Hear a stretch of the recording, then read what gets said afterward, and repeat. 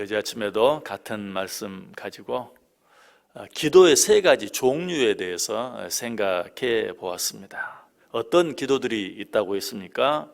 형통함을 구하는 기도, 그리고 기쁨을 구하는 기도, 무엇보다 하나님의 영광을 구하는 기도가 있다라고 말씀을 드렸어요. 자, 그런데 이 말씀 속에는 이처럼 기도의 종류뿐만 아니라 하나님의 자녀된 우리들에 대한 명칭도 세 가지가 나와 있어요. 그 첫 번째 명칭은 주의 택하신 자이고요. 두 번째 명칭은 주의 나라이고, 세 번째 명칭은 주의 유산, 다른 말로 하면 주의 기업이에요. 실제로 이전 성경은 주의 유산이란 말 대신에 주의 기업이라는 표현을 쓰고 있어요.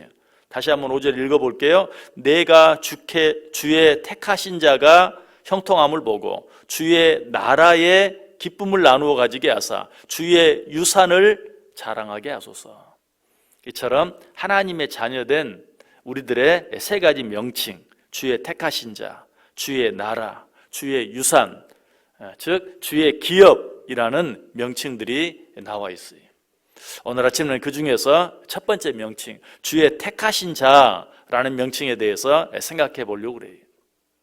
우리는 하나님께서 택하신 자들이, 요한복음 15장 16절에 말하죠. 너희가 나를 택한 것이 아니요 내가 너희를 택하여 세웠나니. 에베소 1장 4절도 곧 창세 전에 그리스도 안에서 우리를 택하사. 또 베드로전서 2장 9절도 너희는 택하신 족속이요 왕같은 제사장들이요 거룩한 나라요 그의 소유가 된 백성이니. 이처럼 하나님께서 우리를 택하셨다라고 말하고 있어요. 여러분, 이 사실처럼 놀라운 사실이 없어요. 여러분, 우리가 누군가를 선택한다는 것 참 쉬운 일이 아니죠.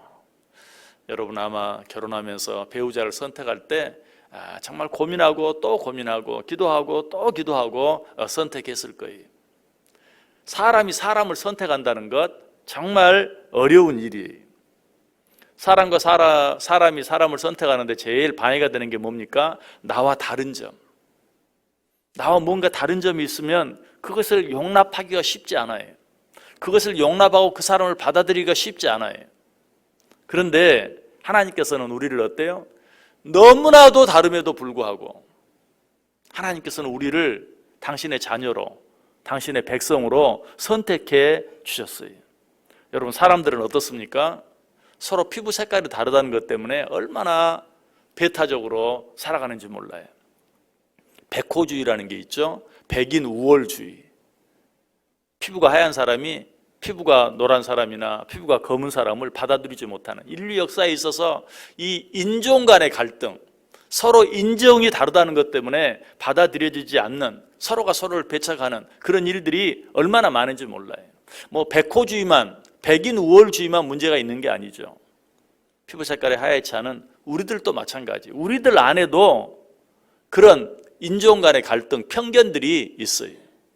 심지어 피부 색깔이 너무 비슷하고 생긴 것도 너무 비슷한 중국 사람들, 여러분, 우리들이 얼마나 그들에 대해서 배타적이었습니까?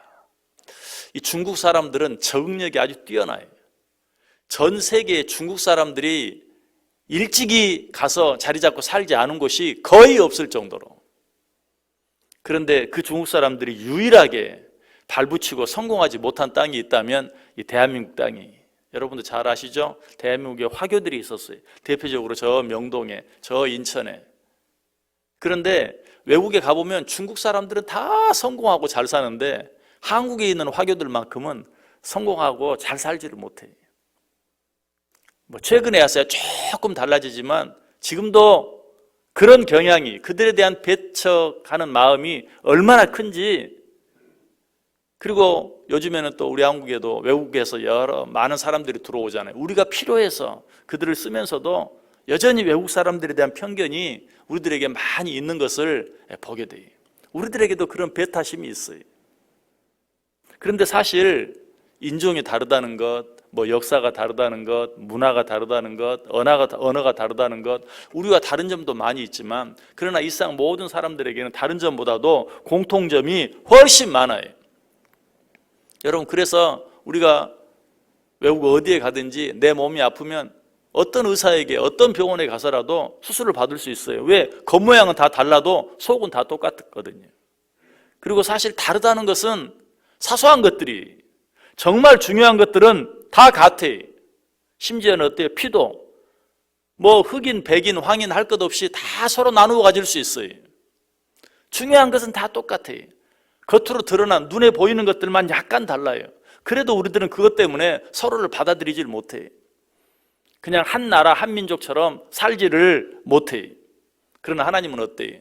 우리와 너무 다른 분이, 하나님은 천지를 창조하신 창조자 하나님이, 우리는 어때요? 그의 손으로 빚음받은 만들어진 피조물에 불과해요.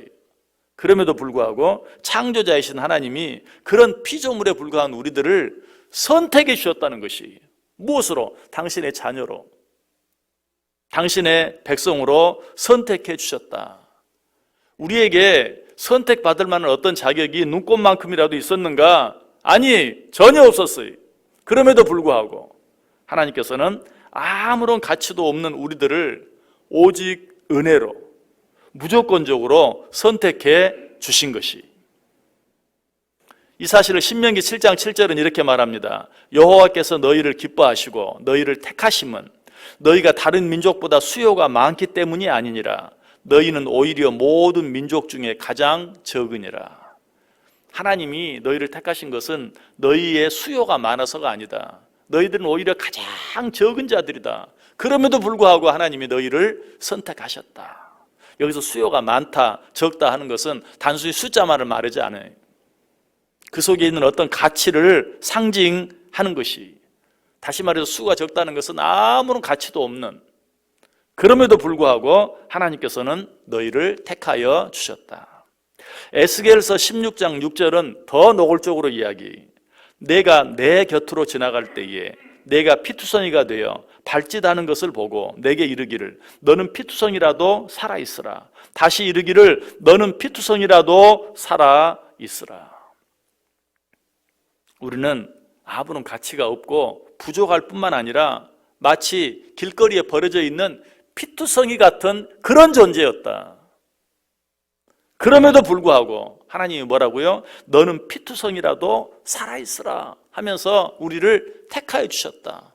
피투성이에 불과한 그런 우리를 선택해 주셨다라고 말하고 있어요.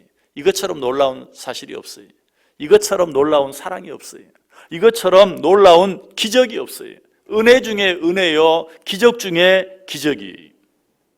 사도 바울은 또 이 사실을 어떻게 표현합니까? 고린도전서 1장 27절 이하에 하나님께서 세상에 미련한 것들을 택하사 지혜 있는 자들을 부끄럽게 하려 하시고 세상에 약한 것들을 택하사 강한 것들을 부끄럽게 하려 하시며 하나님께서 세상에 천한 것들과 멸시받는 것들과 없는 것들을 택하사 있는 것들을 폐하려 하시나니 이는 아무 육체도 하나님 앞에서 자랑하지 못하게 하려 함이라.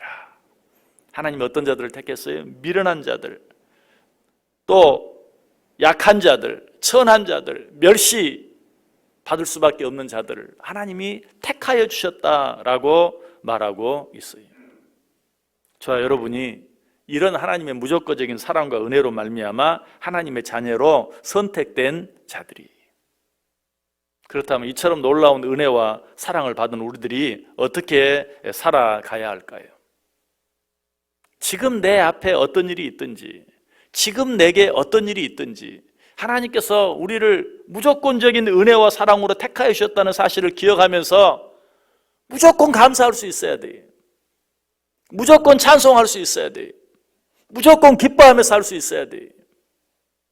여러분, 우리 자녀들 가운데 성숙한 자녀라면, 부모가 때때로 우리를 서운하게 하고 부모가 때때로 우리에게 무엇인가 잘못한다 할지라도 나를 이 세상에 낳아주시고 길러주셨다는 그 사실만으로 부모를 사랑하고 공경할 수 있어야죠. 그런 자녀가 성숙한 자녀죠.